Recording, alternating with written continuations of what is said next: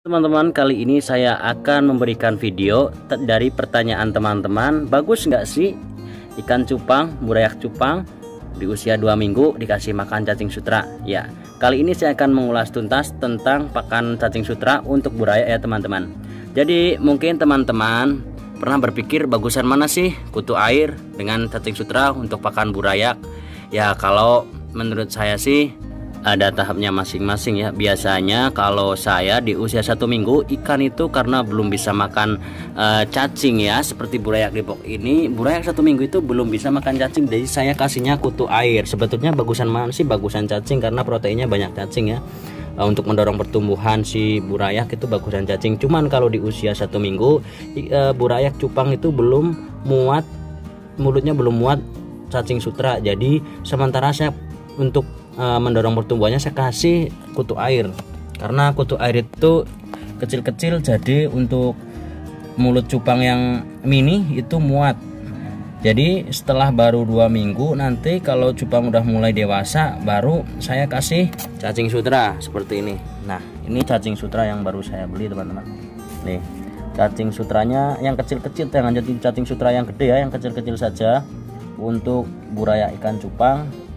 Ini gunanya untuk mendorong pertumbuhan. Biasanya kan kalian suka ngeliat tuh kadang ada ikan-ikan yang bantet atau ikan-ikan yang gedenya tidak merata. Itu biasanya disebabkan karena tidak dikasih asupan cacing sutra atau hanya diberi pakan telur saja. Jadi menurut saya ini penting sekali untuk pakan burayak ya, untuk mendorong pertumbuhan biar ikan kalian itu cepat gede teman-teman. Jadi nggak ada yang bantet nih. Jadi triknya itu kalau misalkan kalian ternak cupang di usia burayak ini kan masih kecil-kecil. Nah, nanti ketika sudah mulai dewasa di box pasti akan penuh, walaupun itu jumlahnya pas masih kecil itu sedikit nggak memenuhi box, tapi ketika sudah besar itu pasti boxnya akan penuh dengan ikan. Nah, kalian harus dibagi dua ya, itu untuk menghindari ikan itu bantet teman-teman. Soalnya kalau banyak ikan cupang nanti mereka akan rebutan makanan, dan yang size-nya kecil itu biasanya suka nggak kebagian makan atau kalah dengan yang dewasa. Makanya kalian pisahin, misalnya isinya nih, misalkan satu box ini isinya 100, kalian dibagi 2, 50, box sebelah 50, box ini 50. Jadi kalau diberi pakan itu tidak berebutan teman-teman, jadi dapat merata. Oke, jadi gimana sih cara ngasih makan cacing sutra ini? Begini, gue kasih tahu caranya ya. Ini sesuai apa yang saya lakukan dari dulu ya teman-teman. Saya tidak mencontoh peternak lain, mungkin peternak lain beda lagi. Kalau saya sih kalau misalkan ngasih makan cacing sutra biasanya satu inian nih gue cemplungin nih teman-teman.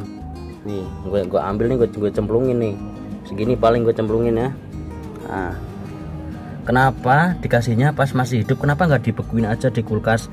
Nah, jadi dibekuin itu bagus juga, tapi untuk ikan cupang usianya sudah menginjak 1 bulanan itu bagus kalau dibekuin, dikasih makan setiap pagi, itu tidak berlebihan. Tapi kalau masih kecil begini, masih butuh pertumbuhannya juga masih proses pertumbuhan ya.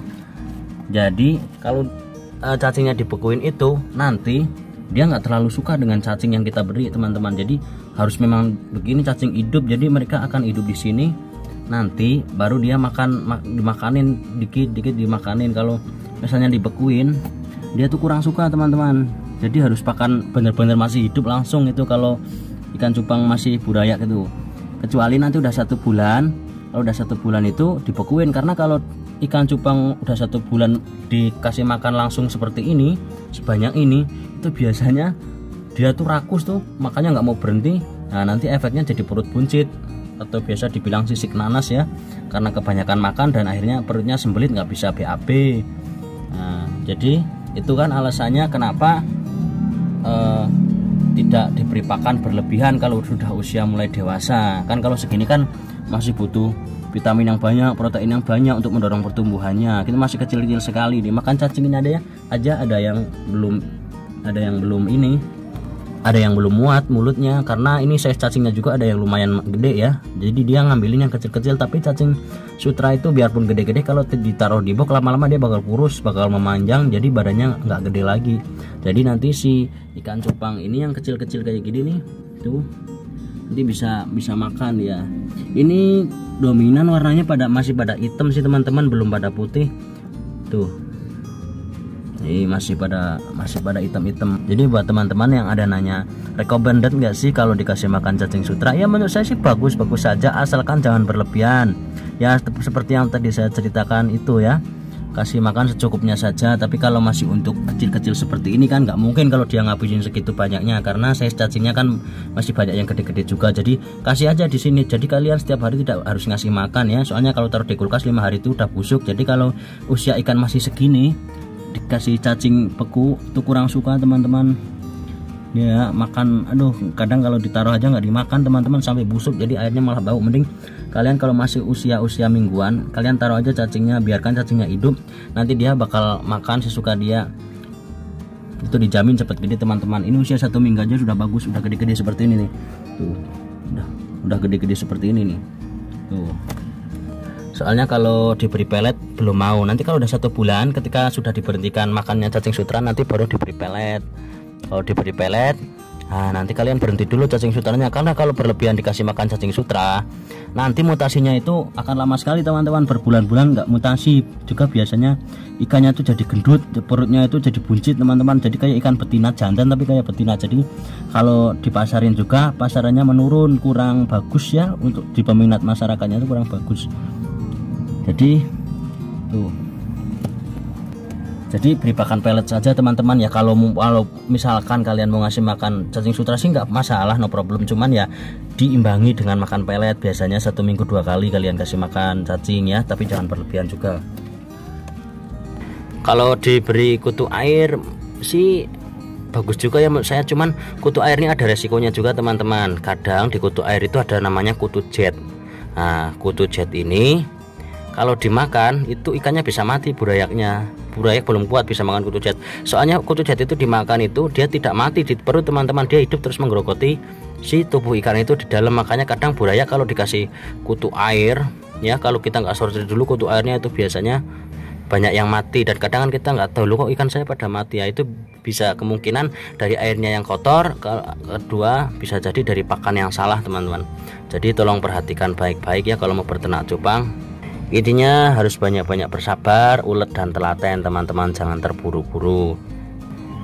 Agar nanti dewasanya dia mau makan pelet, nanti jangan diberi pakan cacing terus, kalian harus latih juga beri makan pelet. Kalian puasain selama 2 hari, kan itu kan udah lapar. Nanti kalau udah lumayan dewasa baru kalian kasih makan pelet yang kecil-kecil, peletnya jangan pelet yang gede-gede. Nanti kan dia kalau lapar kan apa saja yang mungkin itu menjadi makanan dia bakal makan, dan lama-lama dia mau pelet. Soalnya ada juga ikan yang keseringan dikasih makan cacing sampai besar pun dia makannya tidak mau makan pelet.